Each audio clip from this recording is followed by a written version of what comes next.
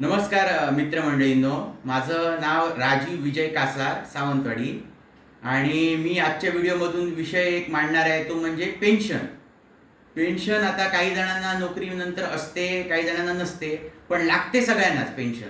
काही जणांना शेवटची 5 वर्ष आयुष्यातली लागेल, काही जणांना 10 वर्ष लागेल, ते काय आपल्या ह्याच्यात नाही, डिपेंड आहे ते. पण पेन्शन नसेल की नाही तर खूप कठीण आहे मित्रांनो. तर पेन्शन या विषयावर मी काय सांगतोय की पेन्शन आणि त्याच्याबद्दलचे ट्रूथ सगळे जे आहे ते. तर आपण पेन्शन म्हटल्यानंतर काय करतात बरेच जण लढवतात डोकं की बँकेमध्ये जर डिपॉझिट ठेवलं आणि त्याचं व्याज आलं तर ते पेन्शन होऊ शकतं. बरोबर आहे, पेन्शन बरोबर आहे. पण आता मी बँकेचा डाटा आहे माझ्याकडे याच्यात, तर बँकेच्या डाटामध्ये ते काय बघितल्यानंतर एवढं लक्षात येतं की कमी दिवस असतील 400 दिवसांपर्यंत तर व्याजदर चांगला आहे, आणि ओव्हर 3 इयर्स असेल तर व्याजदर कमी झालेला आहे त्यांचा. म्हणजे बँक काय सांगते की जास्त जे वर्ष असतील, 3 वर्ष, 5 वर्ष, 10 वर्ष, तर त्याच्यासाठी आम्ही इंटरेस्ट रेट देऊ शकत नाही असं त्यांच्या ह्याच्यातून दिसत आहे.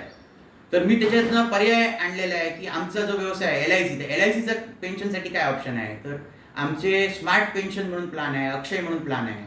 स्मार्ट पेन्शनमध्ये 18 वर्ष झाल्यानंतर त्याला पेन्शनर होऊन तो पेन्शन देऊ शकतो. अक्षय प्लॅनमध्ये 35 वय आहे.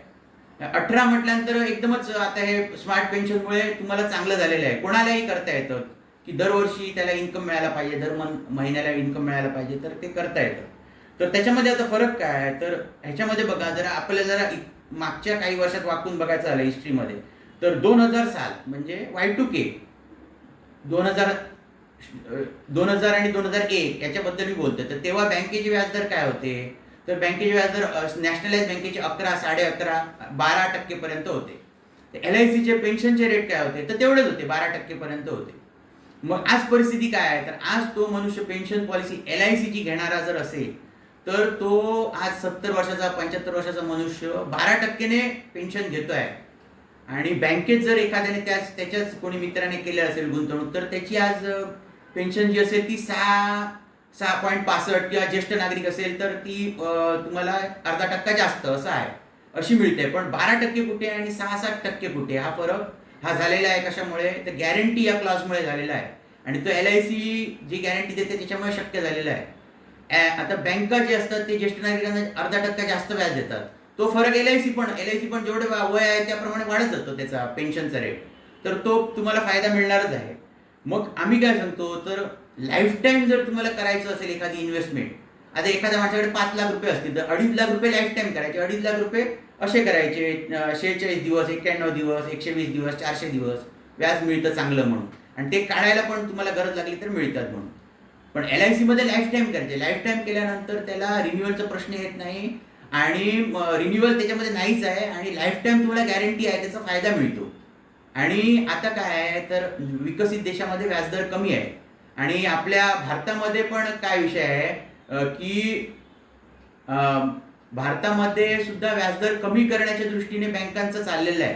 हा प्रकार बँकांनी एकदा केलेला पण आहे इतिहासामध्ये. 2005 मध्ये तुम्ही एकदा बघितला तर बँकांचा व्याजदर हा तुम्हाला 5%च्या जवळपास आलेला होता.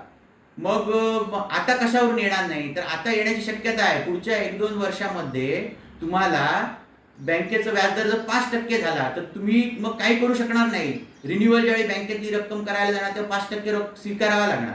मग त्याच्यासाठी मी सांगतोय की हा आमचा जो पर्याय आहे, लाईफ टाईम गॅरंटी जे देत आहेत व्यवहारामध्ये, तर त्याचा तुम्हाला फायदा होणार. आणि एक गोष्ट की बँकांमध्ये जे पैसे तुम्ही ठेवता की नाही, तर मोठी रक्कम असेल 10 लाख, 12 लाख, तर त्याच्यामध्ये तुम्हाला जी गॅरंटी असते, जर समजा बँकेला काही प्रॉब्लेम झाला तर रिझर्व्ह बँकेचं डिपॉझिट गॅरंटी कॉर्पोरेशनमध्ये 5 लाखाची गॅरंटी असते. तर 5 लाखाचं तुम्हाला रिफंड होऊ शकतो जर प्रॉब्लेम झाला. जर होऊ शकत म्हणजे ती शक्यता कमी आहे, पण जर झालाच तर तुम्हाला 5 लाखापर्यंत गॅरंटी आहे. आणि कम्पॅरेटिव्हली LIC मध्ये सॉवरिन गॅरंटी म्हणून एक क्लॉज आहे. सॉवरिन गॅरंटी म्हणजे तुमचे पैसे जे आहेत त्याचं व्याज जे आहे ते एकूण एक सगळे पैसे तुम्हाला भारत सरकार हे आपण देणार म्हणून ते गॅरंटी घातलेली आहे. LICच्या ऍक्टमध्ये तशी तरतूद आहे. तर त्या ह्याचा सगळा तुम्ही विचार करायचा. आणि त्याच्यानंतर पेन्शन ह्या विषयाकडे जर लक्ष देतो आपण, तर गॅरंटी हा लक्षात ठेवायला पाहिजे. कारण पेन्शन जर कमी झाली तर तुम्हाला खूप प्रॉब्लेम येणार. मध्यंतरीच्या काळामध्ये तुम्हाला पैसे जर इकडे तिकडे इन्व्हेस्टमेंटमध्ये जर काय नुकसान झालं तर तुमचा एखादा गोल जो असतो कुठे फिरायला जाणार वगैरे त्याच्यावर परिणाम होऊ शकतो. मग त्याच्यामुळे आयुष्यावर तेवढा परिणाम होणार नाही. पण पेन्शन रेटमध्ये जर तुम्हाला जर प्रॉब्लेम झाला तर त्यावेळी खूप तुम्हाला मुश्किल येऊ शकते, कारण जीवनयापन करण्याचा प्रश्न असतो. त्यामुळे बघा, एकंदरीत सगळा विचार करा आणि त्याच्यानंतर तुमच्या पेन्शनची काहीतरी सोय करा. धन्यवाद.